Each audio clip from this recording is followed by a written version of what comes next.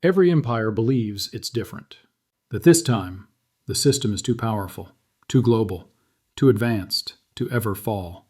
But history tells a different story.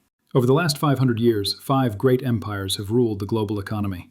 Each one rose through innovation, peaked with dominance, and then collapsed under the weight of its own success. And today, the 6th is showing the same warning signs. So here's the question no one wants to ask. Is the US dollar next? It's the summer of 1944. The Second World War is still raging, but inside a quiet hotel in Bretton, New Hampshire, delegates from 44 allied nations are meeting to decide the future of the global economy. The British Empire, once the richest in history, is drowning in debt. Its national debt stands at 249% of GDP. After 2 world wars, London's financial power is fading fast. Across the Atlantic, a new superpower waits in the wings, the United States. When the delegates sign the Bretton Woods Agreement, they do more than just create the IMF and the World Bank. They make the US dollar the world's new reserve currency, replacing the British pound after more than 2 centuries of dominance. But this wasn't new. It was the 5th time in history that global financial power had shifted from one empire to another. And every single time before, the same pattern appeared. Rise, peak, overextension, and collapse. To see what's coming next for the dollar, we need to go back 500 years, to the very beginning of this cycle. The year is 1450. Europe is emerging from the Middle Ages, and Portugal, a small nation on the edge of the continent, is about to change the world. After the fall of Constantinople in 1453, Europe's trade routes to Asia collapse. Spices, silk, and gold can no longer flow through the old land routes, so the Portuguese find another way, by sea. Under Prince Henry the Navigator, their ships explore the coast of Africa and beyond. They open sea routes to India, China, and the Americas. Lisbon becomes the world's trading capital, and the Portuguese real becomes the first true global reserve currency. But success brings overreach. Portugal builds outposts across 4 continents, and maintaining them drains the treasury. A royal crisis destabilizes the kingdom, and by 1580, Spain absorbs Portugal into the Iberian Union. The Portuguese real fades from power, replaced by a new force, Spanish silver. Spain's rise begins in 1545, with the discovery of a mountain of silver in the Andes, Potosi. For nearly a century, this single mountain produces half the world's silver.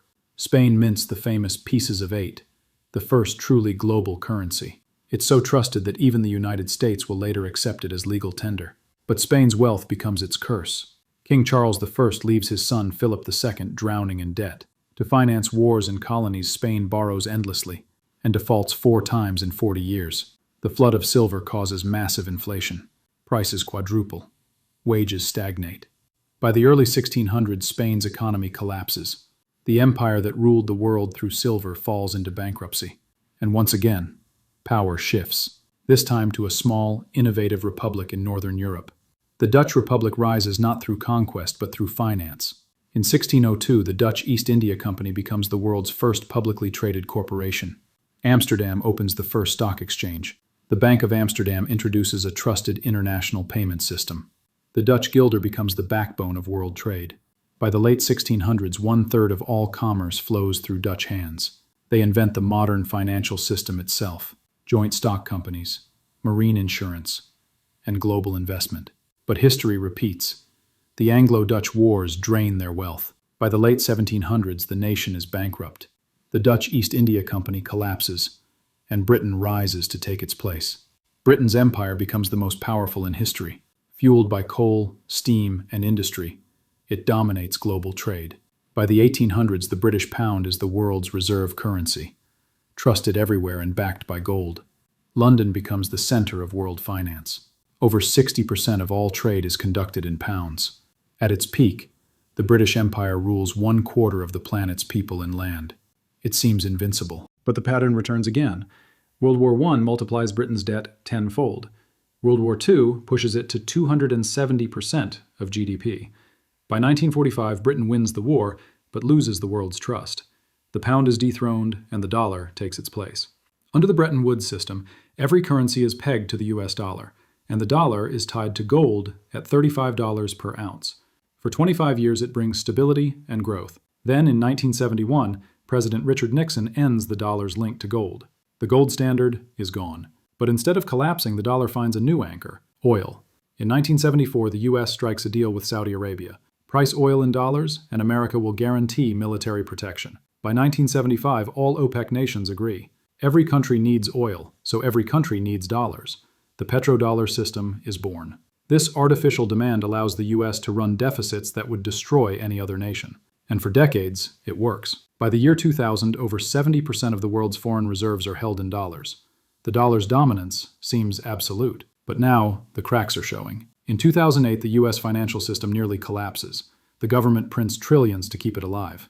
The dollar survives, but at the cost of trust. By 2025, total U.S. debt stands at $36.4 trillion, 124% of GDP. Foreign investors, once the biggest buyers of U.S. debt, now hold only 30%, down from over half during the last crisis. The dollar's share of global reserves has dropped from 72% in 2000 to 57.8% today. And for the first time since World War II, a rival system is emerging. The BRICS nations, Brazil, Russia, India, China, and South Africa, now joined by Egypt, Iran, Indonesia, and the UAE, are building new ways to trade without the dollar. They're developing their own payment network, the BRICS bridge, using central bank digital currencies to settle transactions directly. The world is beginning to move on. If we map out 5 centuries of reserve currencies, the pattern is clear. Portugal ruled for about 80 years, Spain for about 110, the Netherlands for 78, Britain for 220, and the United States has held the crown for 81 years. The average lifespan of a global reserve currency is about 95 years. That puts the dollar right on schedule. The symptoms are always the same: rising debt, military overreach, declining productivity. For Portugal, it was global overreach. For Spain, endless wars. For the Dutch, trade conflicts. For Britain, world wars. For the United States, it's endless spending and $8 trillion spent on wars in the Middle East. The empire hasn't fallen, but the pattern is unmistakable. So what comes after? When Portugal fell, Spain rose. When Spain collapsed, the Dutch took over. When the Dutch fell, Britain rose. When Britain declined, America stepped in.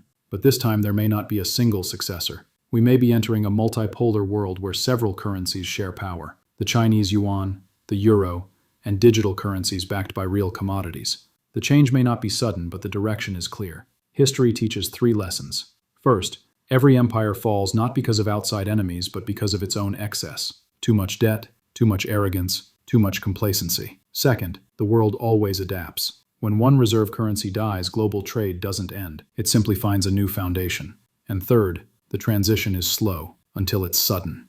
Britain's pound looked strong for decades, right up until the world quietly stopped using it. The same could happen to the dollar. No empire ever believes it's living at the end of its era. The signs are always obvious in hindsight, and invisible in the moment. But as debt rises, trust fades, and new systems emerge, history whispers the same warning. No currency escapes the cycle forever. Maybe the dollar lasts another decade, maybe 2, but the pattern is already unfolding. And for the first time in a century, the question isn't whether the dollar will lose its dominance. It's what will replace it. 500 years, 5 empires, 1 repeating pattern. The story of money is the story of power, and power always shifts. So the real question is not will it happen, but are we ready when it does? If you found this video insightful, share it with someone who still believes the dollar will last forever. Like, subscribe, and stay tuned, because the next financial era is already being written.